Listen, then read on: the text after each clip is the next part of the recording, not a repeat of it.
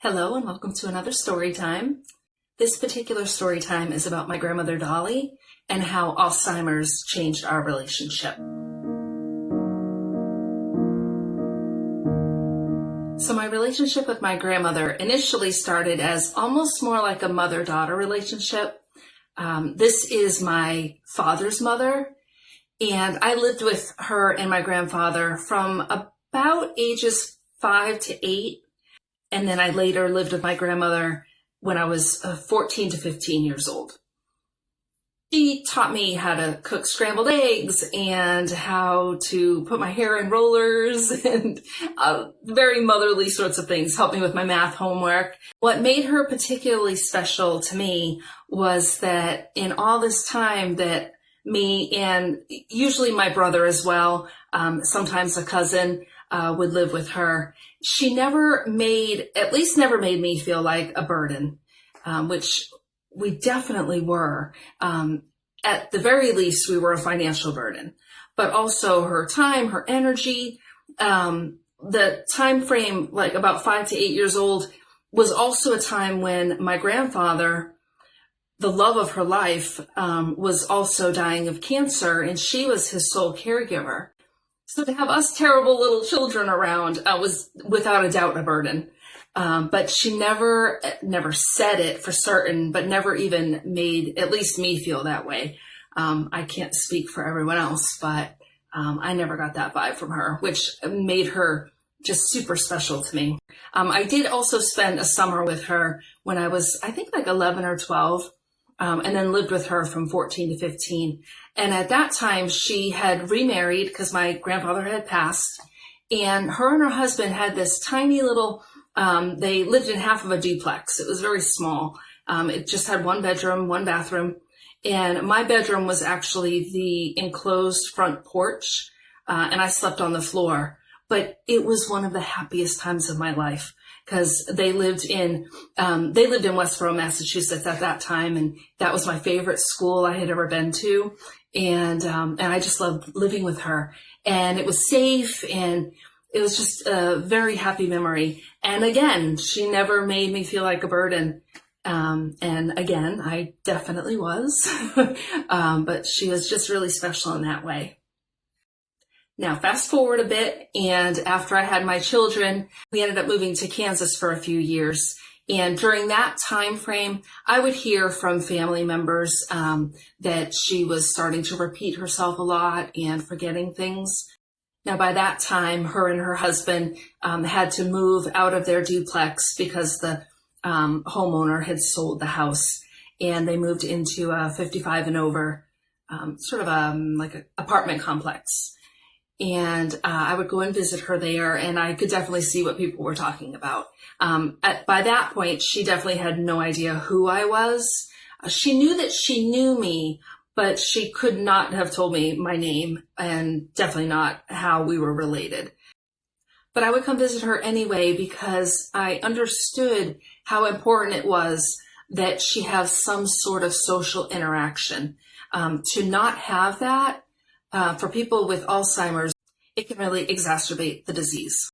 So I would just come over, we would chit chat about anything, and occasionally she would share with me what it was like from her perspective to care for my grandfather when he had the cancer, which was really special because I feel like it wasn't a conversation that she would have had with me when she knew I was her granddaughter. There's just something about us where we feel like we need to protect people younger than us, even if they are adults. They're still little kids in our eyes. And I don't think she would have opened up the way that she did. So by this point in her disease, it was almost like we had become just two grown women friends. Even though it was sad, it was pretty lovely. Now, after some time of her living alone, it became very clear that it wasn't safe for her anymore. She would wander out of the apartment. She would set off the smoke alarm, and other things that I won't mention. But my uncle, who was in charge of like her finances and things, found a really great memory care unit for her to move into. So she moved in there.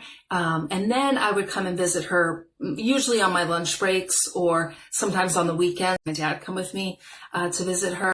Now, after some time, and as the disease progressed, she would think she was younger and younger. I kind of think of dementia, at least Alzheimer's anyway, as if you were to have a chalkboard and write out a timeline of your life's events, and think of Alzheimer's as like the chalkboard eraser that erases from the most recent event backward.